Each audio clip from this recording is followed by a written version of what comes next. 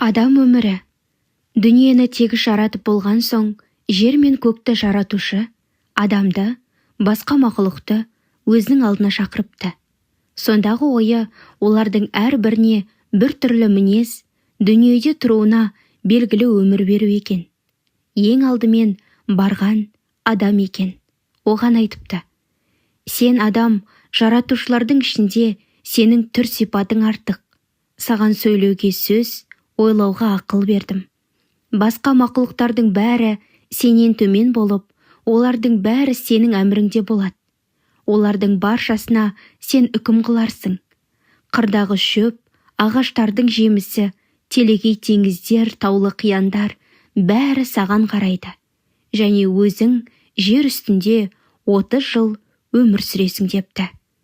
Сонда адам бұған разы болмай, бір жағынан бұрылып кетіп, өз-өзіне айтыпты: егер мен дүниенің патшасы болсам, маған бар дүниеде жоқ сипат тиісті болса, бір 30 жыл өмір сүргеннің не пайдасы бар деп, кейбір көп өмір алған хайуандарды көре алмай қарап тұрыпты. Сонда кезек есекке келіпті. Есекке айтты: сен жазаны көп көріп, мехнатты көп шегесің. Сен ылғи ауыр жүк тасып, таяқтан әбден өлгенше шаршап болдырып жүрерсің.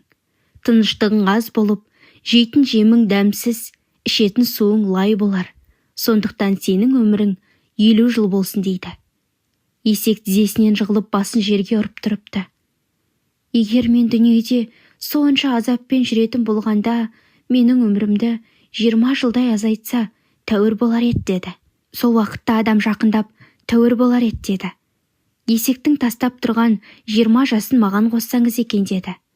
Онысы қабыл алынды. Одан кейін кезек итке келеді. Итке айтты: сенің міндетті жұмысың үй күзету, нәрселерге көз болу.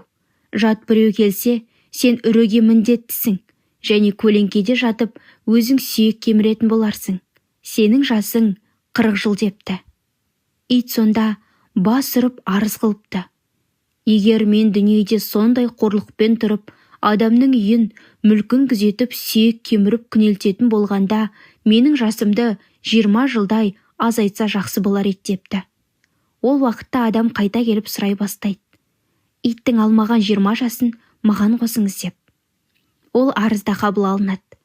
Ең соңында кезек маймылға келіпті.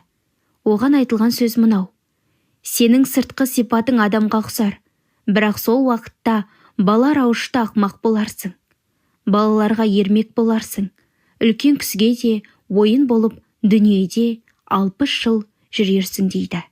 Егер мен тек сыртым адамға ұқсап, өзім ақымақ, балаларға ермек қана болсам, менің жасымды 30 жылдай қысқартса тәуір болар еді деп тұрғанда, бір жағынан адам тағы жетіп келіп, сол маймылдың тастайын деп тұрған 30 жасын маған берсеңіз дейді.